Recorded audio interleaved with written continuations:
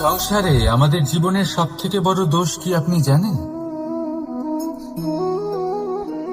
কেউ বলবেন লোভ, কেউ বলবেন লালসা, কেউ বলবেন অসত্য।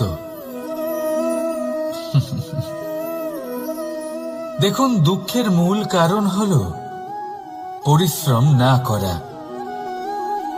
কিছু মানুষ ভাবেন যে আমি জীবনে কোনো পরিশ্রম করব না, অথচ আমি সবকিছু প্রাপ্ত করতে চাই। আর এমন এক কারণের জন্যই দূতের মতো খেলা আমাদের জীবনে প্রবেশ করার সুযোগ পায়। দূত, এই দূত আসলে কি?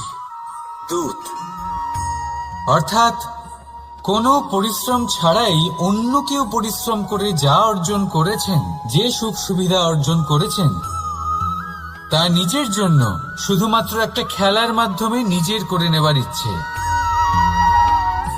আর এই ইচ্ছে অত্যন্ত বিনাশকারী হতে পারে।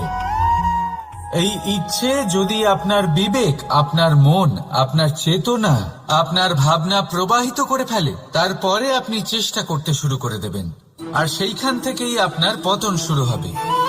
এই চেষ্টা করবেন যে অন্য কারোর জীবনের সমস্ত ধন, তার সমস্ত জীবন সম্পূর্ণভাবে নিজের করে নেওয়ার। কারণ প্রথমে আশা জাগ্রত হয়, আর এই আশা হতাশায় পরিণত হতে সময় লাগে না।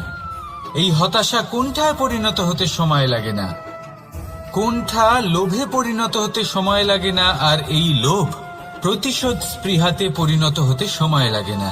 আর যখন এই সব কিছু হয়, আপনি দুষ্ট হয়ে যান। আর সবাই জানেন যে প্রত্যেক দুষ্ট ব্যক্তির পতন হলো অবশ্যম্ভাবী। তাই নিজেকে দূতের থেকে দূরে রাখুন আর পরিশ্রমকে নিজের কাছে টেনে নিন।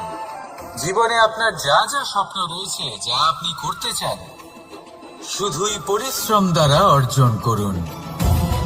তাহলে তাই করুন, আর আমার সাথে ভালোবেসে বলুন, রাধা রাধা।